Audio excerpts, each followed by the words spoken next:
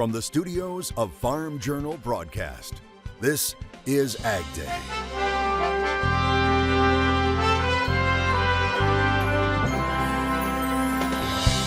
How much will some of your favorite Super Bowl snacks cost this year? Avocados were kind of down last year. What you need to know as you plan your party. Cattle producers look to the future at this year's CattleCon.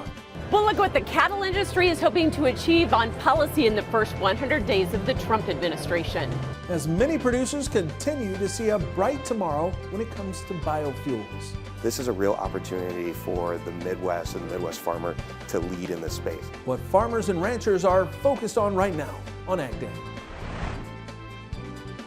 AgDay is brought to you by Pioneer. Pioneer brand corn has the home field advantage with rigorous local testing to give you a winning season. Pioneer brand corn, your best year starts here.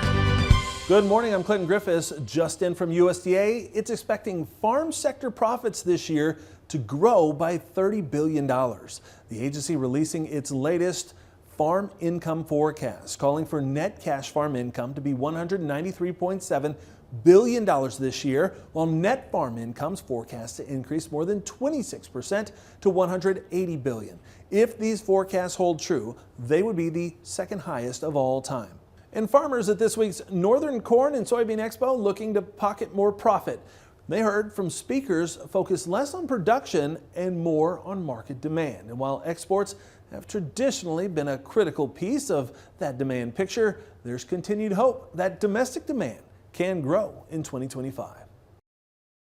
There's been a lot of excitement in the last couple of years around next generation biofuels. We've made a commitment to get to net zero by 2050. And when we do that, you have to start by looking at your own carbon footprint. As we look at that, 90% of that footprint is what happens in the air. At Delta, that means using more sustainable aviation fuel. Just in the U.S. alone, there's about 30 billion gallons of conventional jet fuel used every year. The U.S. airline industry has made a commitment as an industry to replace 10% of their conventional jet fuel with SAF by 2030. That's 3 billion gallons. In 2022, there were 25 million gallons made. Just this week, Gevo announced the acquisition of Redtail Energy's ethanol production plant in Richardson, North Dakota. So we're primarily focused on sustainable aviation fuel, and so building the commercialization of essentially a brand new industry. Even as a new administration takes over in Washington, Hartwig remains bullish. The president has been crystal clear on his administration's desire to see domestic energy dominance. We've seen it in multiple executive orders that have laid out his plan for how we continue to be dominant in that area. And he specifically calls out biofuels in both of those executive orders. I think what you see in the policy space is the need to have these fuels available in the future. Wynn says regardless of what happens in Washington, state mandates and private industry goals are helping keep momentum going. This is a real opportunity for the Midwest and the Midwest farmer to lead in this space. As I've pointed out, there's a lot of, this isn't just a Delta demand or a U.S. demand, this is a global demand. Global demand for a domestic market with potential to improve prices on the farm. Coverage of the Northern Corn and Soybean Expo on AgDay is brought to you by the North Dakota Corn Utilization Council and the North Dakota Soybean Council. As the world grows, we're helping plant opportunity by putting your checkoff dollars to work. And some good news about ethanol exports. The Renewable Fuels Association says U.S. exports of ethanol hit a new record last year, exports totaling 1.9 billion gallons, worth more than $4 billion. Now that exceeds the previous volume record set back in 2018 and the previous record value set back in 2023. Right now in Washington, lawmakers are trying to hash out their priorities regarding the budget. And at this year's CattleCon in San Antonio, Texas, cattle industry leaders are sorting out their own legislative priorities. AgDay's Michelle Rook joins me. Michelle, cattle producers have a lot on their minds.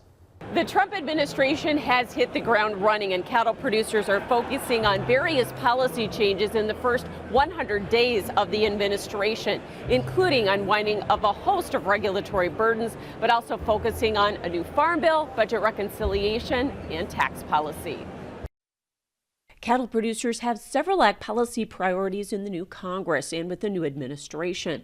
Policy experts headlined a D.C. update at CattleCon and say topping the list is the budget process and reconciliation. And the use of that tool this year to make sure we preserve President Trump's 2017 Tax Cuts and Jobs Act provisions. Lane says extending that tax policy is critical so producers can pass the operation to the next generation. We have to make sure those estate tax levels stay at a higher level so that there's a bigger exemption for those operations. We have to make sure our producers have access to those deductions that they use for farm equipment and different things on their operations in order to stay viable and profitable. Lane and his team are staying engaged on funding bills and working with House Ag Chair G.T. Thompson to make sure the Farm Bill gets completed, as it is currently in limbo in the new Congress. Making sure those voluntary conservation programs are viable and accessible to our producers, making sure that risk management tools are working properly, making sure we have funding for that FMD vaccine bank here in the United States so that when and if we get an animal disease outbreak in the U.S., we're ready to respond to it and protect the herd. He says they're also anxious to see the rollback of aggressive Biden-era regulations. Making sure they have good, clear guidance from the U.S. cattle industry on what we need out of Washington, and probably just as importantly, where we need them to go ahead and go home and find something else to do with their time. NCBA is also working with the president to ensure tariffs improve agriculture's trade position and don't hurt producers. He has said this through his campaign that he believes tariffs are a good way to negotiate, and so he is doing what he said he would do. And we simply have to watch and see how it works and give it time. I'm Michelle Rook reporting for AgDay. Coverage of the 2025 NCBA Cattle Convention on AgDay is brought to you by Alltech. Alltech delivers smarter, more sustainable solutions for agriculture. Our diverse portfolio of products and services improves the health and performance of plants and animals, resulting in better nutrition for all. Winter is making a big comeback all the way from the Midwest to the Northeast. Meteorologist Jack Van Meter has more. Taking a look at the precipitation outlook for the middle of the month. We're going to be talking about right before Valentine's Day going to the 19th. And as we can see, a very active pattern is about to set in for the country. And actually, interestingly enough, the only part of the country that won't be seeing above average amounts of precipitation is going to be parts of West Texas, which unfortunately are dealing with some severe to extreme drought conditions. That's actually going to extend up into parts of the Great Plains. That being said, again, East Coast going to be dealing with above average amounts of precipitation. And as we go out to the Pacific Northwest, they're still dealing with that atmospheric river that just continues to print lots of moisture in the forms of rain. And in the higher altitudes, they're dealing with some pretty heavy snowfall as well. So it's something we'll definitely keep a close eye on. And talk about getting a jump on planting. Ryan Arnell in Beaver Dam, Wisconsin has already started. That's right. He's been asking these beans to sit in the ground for, get this, 3 months. And if you don't try, of course, you won't know. I'm on your forecast coming up. Yield Builders on AgDay is brought to you by Tendovo Soybean Herbicide, raising the pre-emergence bar one clean row at a time. Farmers often go on the offensive to achieve higher yields by adapting new technology, including the latest seed, herbicide, and fertilizer products. However, as Michelle Rook reports, to build yield, farmers also need to use defensive strategies such as controlling pests. The threat of soybean cyst nematode continues to spread throughout the soybean belt. New research has revealed 31 new counties in 10 states reporting the pest for the first time between 2020 and 2023. So it's in every soybean producing state in the United States, with the exception of West Virginia. Tilka says the pest is disseminated on windblown soil and it's prolific, making it difficult to control. It reproduces very quickly. You could start out with 200 eggs in a season and end up with 20,000 eggs because each female produces 200 females, and we have 4 to 6 turns of the life cycle. And then those eggs can survive up to 10 years without a soybean crop. So it's very prolific and persistent. It's easily identified through soil sampling in the fall, but often goes undetected, silently robbing soybean yield. At first, maybe 2 or 3 or 4 bushels per acre. And then as it grows over time and builds up its numbers, we've documented 22 bushels per acre yield loss from the nematode. This makes SCN the most costly pathogen for U.S. soybean farmers. The estimate, which is provided by all the extension plant pathologists in every soybean producing state, is $1.5 billion a year. Tilka says SCN is chronic. Farmers can't eliminate it, but to control it, they can plant resistant varieties. And the new SCN resistance genetics is called Peking. And so now we want farmers to alternate growing Peking and 88788 resistant genetics. But that's just one part of an active management strategy. And namely, those are growing non-host crops such as corn and small grains, and then growing resistant soybean varieties in rotation with those non-host crops. And then there are seed treatments now being sold, and they can offer sometimes yield protection. For more information on SCN control, contact the SCN Coalition. I'm Michelle Rook reporting for AgDay. Commodity markets are racing to absorb some of these changing fundamentals, with feeder cattle seeing quite a bit of pressure on Thursday. We'll discuss it all coming up next in Markets Now. And later, we're off to Pennsylvania, where one farm is getting ready for Super Bowl Sunday in the country.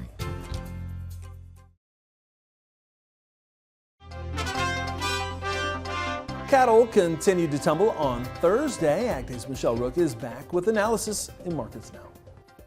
Markets on Thursday were mostly higher except for the cattle market. Dave Chatterton is back with analysis. Okay, a roller coaster ride in the grains, but ultimately we ended higher.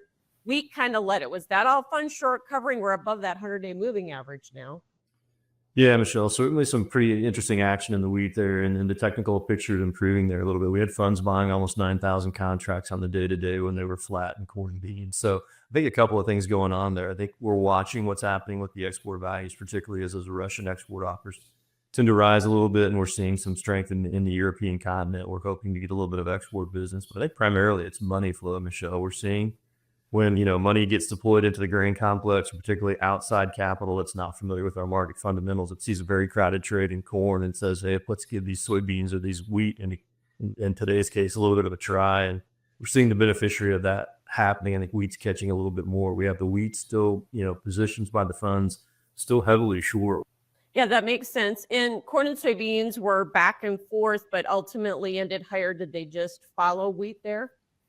Well, I don't know if wheat was the trendsetter here, but certainly I think it's a money flow issue for the complex. And we had kind of an ugly opening, Michelle. We got down and opened to steady to a little bit better, and immediately found selling kind of slammed the market a little bit. But once we got down there, we didn't find a lot of liquidation on the part of the large specs in the marketplace, and no panic selling ensued. So we quickly ramped them right back up. And so, I think altogether, kind of a slower news day, not a lot of fresh news fundamentally hitting the marketplace. So it was a money flow type of a day.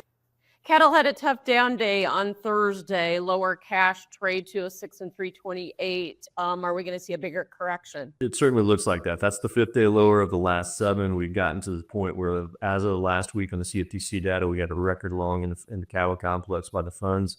It looks like, we haven't had a big change in open interest to indicate that they've liquidated to this point, but I think after today, they have to consider that.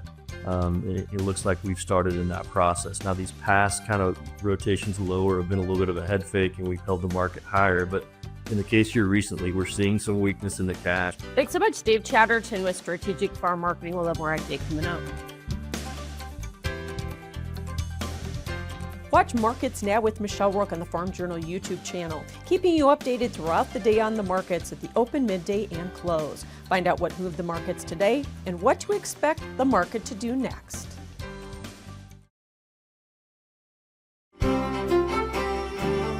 Taking a look at our drought monitor, we are still seeing those parts of the country which unfortunately haven't received snowfall. Let's go ahead and start off with the East Coast. We can see that, again, in the Carolinas, still dealing with some moderate amounts of drought. That's actually going to extend all the way up into Maine. But take a look at parts of Pennsylvania and especially New Jersey, still dealing with moderate, severe drought over there as well. So hopefully they can get some moisture up there, start to loosen up the ground there. That being said, headed out west, still looking at rather dry conditions as well. Take a look at the Dakotas, looking at some severe and extreme drought setting in, especially for western North Dakota and South Dakota and parts of Nebraska. My goodness, completely covered with that moderate drought and kind of splotched there on the border with severe and actually extreme drought there. And the whole reason for that is the lack of snowfall that we've been watching happen this winter. Here's a look actually at the current snow depth. And as we can see, South Dakota fairly void of any sort of snow, and especially Nebraska as well. As we make our way over to parts of Wisconsin, only parts of the country we'll actually be seeing right around a ½ inch on the ground, and it's only till you go up closer to Lake Superior. That's where they're seeing a little bit more moisture. But let's go ahead and look at our radar image for the day. And as we can see, we're watching that low pressure system that came through yesterday move off into the Atlantic Ocean, watching some light showers start to develop right around Tennessee area. And then on Saturday, going into the weekend, we can see that rain is coming together, and it of course is going to meet with some cooler air to our north, come together and create and deepen into a larger system that's going to be moving off with some light showers that will be, I should say, affecting parts of the southeastern parts of the country. So again, a very dynamic forecast in store. Greenville, South Carolina, 76 degrees and low of 52 degrees. Elraya, Nebraska, 14 degrees and a low of 3 degrees. And finally, Red Lake Falls, Minnesota, -2.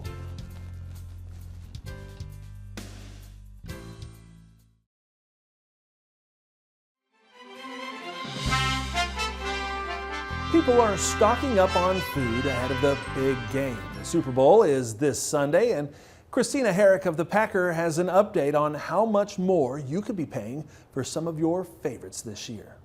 As the Kansas City Chiefs and the Philadelphia Eagles prepare to go head-to-head at the Caesars Superdome in New Orleans on Sunday, football fans will come together in a veritable snacking blitz. Michael Swanson, the chief agricultural economist with Wells Fargo, said the Super Bowl is the second largest food spending event annually for consumers after Thanksgiving. And whether it's guacamole or veggie trays in football-shaped platters, produce plays a key role in big game celebrations. Things that we're tracking that are way up this year on the radar of the consumer would be things like those cherry tomatoes. Everybody loves those cherry tomatoes on their buffet. They're really easy to prepare and everybody loves them. Also, avocados, huge trade with us in Mexico. And then red bell peppers. That was something we put on there, slice them up and put them on that dipping tray. So 3 things that are popular that are way up. Then on the flip side, some of the field crops, things like broccoli, celery, cauliflower are down a lot from a year ago. And as far as why prices fluctuate for items such as cherry tomatoes and avocados is part Mother Nature and part supply and demand, Swanson says. Avocados were kind of down last year, so some of the increase this year is just bouncing back from low prices.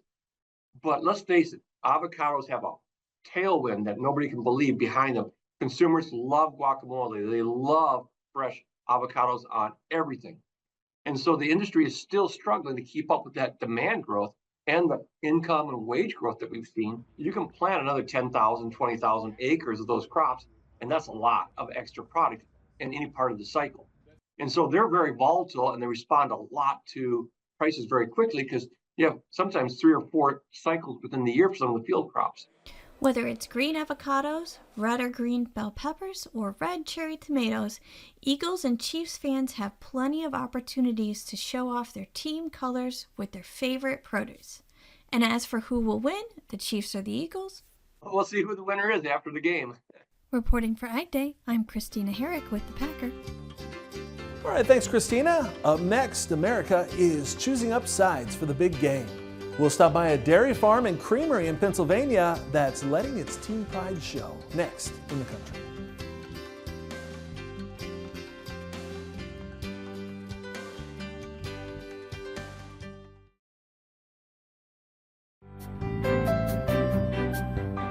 This Super Bowl Sunday, one farm is blending their love for dairy with their love for their favorite football team. Can you tell which team the Wayhar Family Farm in Burnville, Pennsylvania is rooting for. In fact, our partners over at dairyherd.com say every corner of the farm is showing its Eagles pride. The calves trot around in custom Eagles jerseys, and the farm's creamery has undergone a temporary transformation into Swoop Scoops, a tribute to the Eagles mascot. Now, for a limited time, customers can enjoy some unique flavors, including Tush Pistachio, Cookies and Dijon, Birth Sleigh Cake, and Mint Blanken Chip. For more, you can check out this story over at dairyherd.com. All right, that's all the time I have this morning. We're sure glad you tuned in. From all of us here at AgDay, I'm Clinton Griffiths. Have a great day in Farm Country.